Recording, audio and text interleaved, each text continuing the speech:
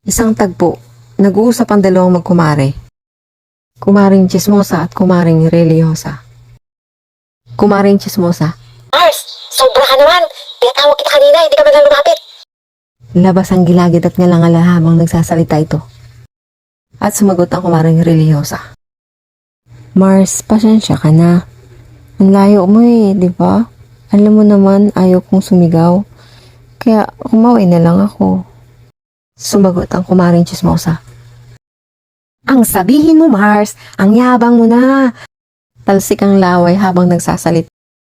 Di nakatiis ang kumaring Religyosa at sinagot ito ng, alam mo, Mars, sabi nila, kung gaano daw kalaki yung bunga nga sa taas, ganun din sa baba. Hindi totoo, Mars.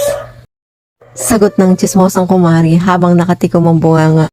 Kaya Mars, pag nagsalita, huwag masyadong ibuka yung bunganga.